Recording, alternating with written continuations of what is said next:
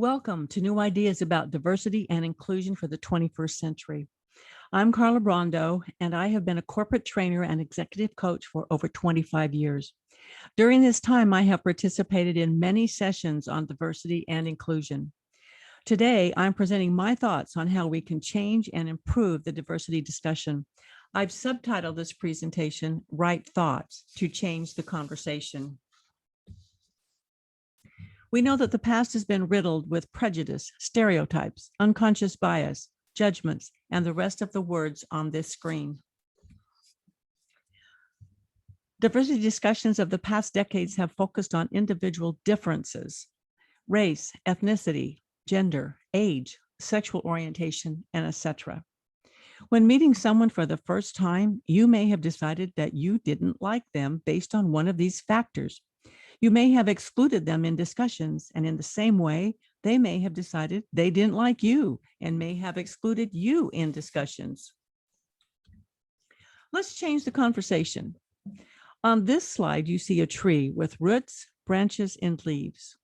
Below the surface, below the ground, are the primary characteristics of diversity: your parentage, nationality, ethnicity, gender, and race. Also below the surface are other characteristics you were born with, such as how you think, how you learn, how you process information. And a big one, whether you're 4'2" or 7'2".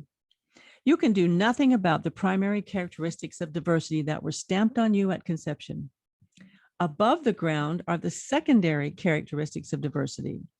The branches represent characteristics such as your education, your previous work experience, the neighborhood you live in, your hobbies, your marital status, and if you have children or not, and if you attend a certain church. Notice the trunk of the tree signifies your values. Regardless of primary characteristics, you can connect with others because you value the same principles. The leaves of the tree are intriguing. The leaves represent all of your life experiences. Here in the leaves is where you find common ground with diverse others and begin the quest for inclusion. It is here that you find out if they like Italian food or Mexican food, if they like cats or prefer dogs, if they like to hunt or they like Broadway plays.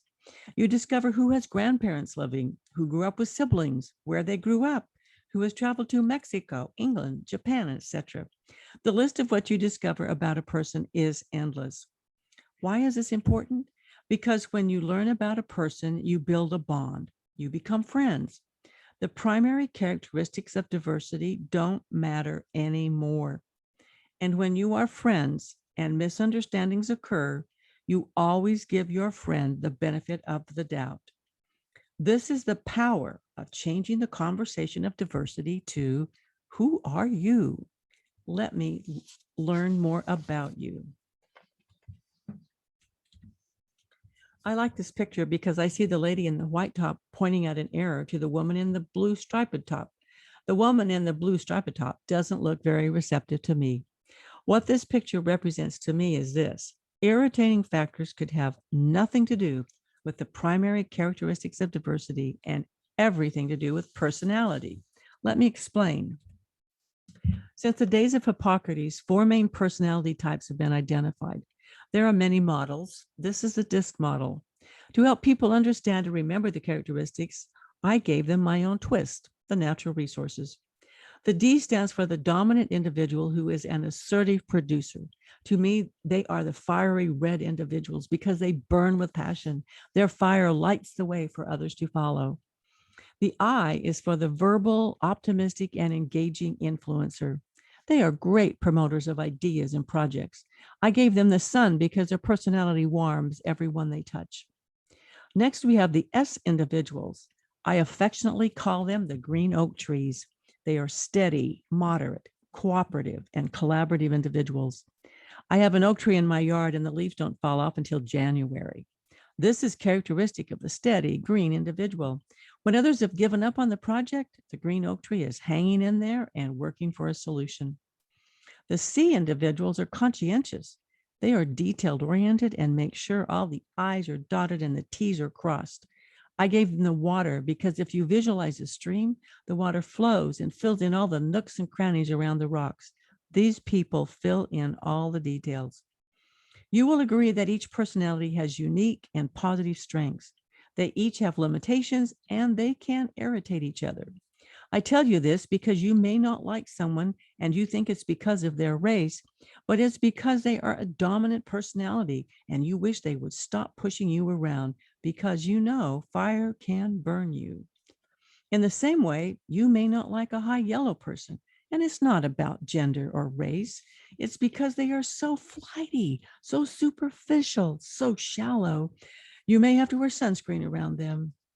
The high green person is slower paced. And if you are a high energy, fiery red individual or energetic yellow individual, you start to finish their sentences and have to count to 10 before they give you an answer. Very irritating. In fact, how do you move an oak tree? The dominant fiery red individual will cut it down or burn it down. And what is irritating about the C, the blue individual? They need reassurance. They ask questions to make sure they understand everything before they proceed. And they will call you out if you break a single solitary rule.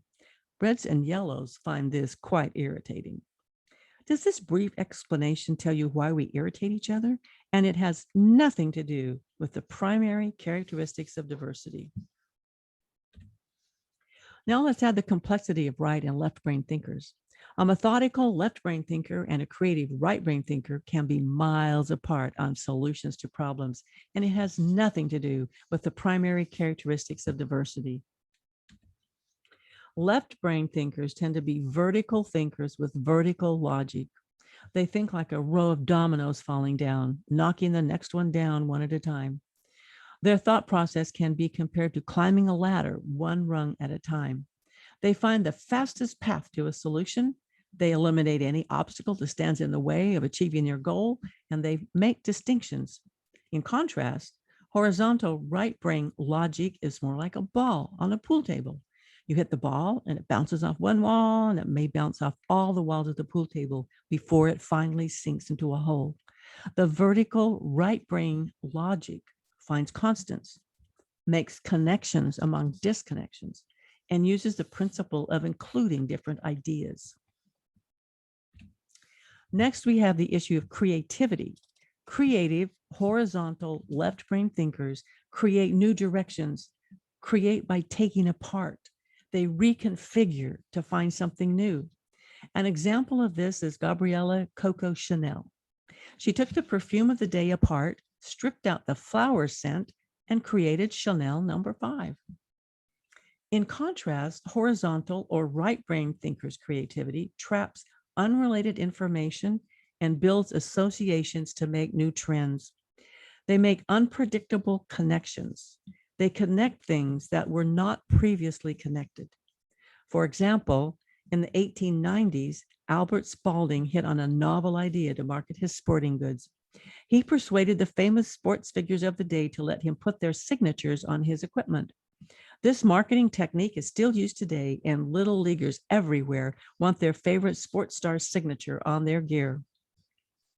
Another example of right brain horizontal creativity is Levi Strauss. During the 1850 California gold rush, Strauss tried to peddle a canvas he made as a tent to the prospectors. No one wanted a tent out of his fabric. Strauss, however, realized he could make pants out of the fabric. The miners loved the pants, and the rest is history. Until, of course, Levi's tried to compete with yoga pants. This picture is indicative of us as a human race. We come in all different kinds of packages. We're all wrapped differently and have different ribbons and bows on us, but inside are wonderful surprises of talents and skills. The message? Stop seeing only the primary diversity characteristics of the people you meet or who are in your neighborhood. Get to know them as individuals and unwrap their unique gifts. Inclusion must be intentional, or you will unintentionally exclude. Use this information to include people you meet and bring them into your own personal in-group. These are my thoughts on diversity and inclusion from the right perspective. Thank you for listening.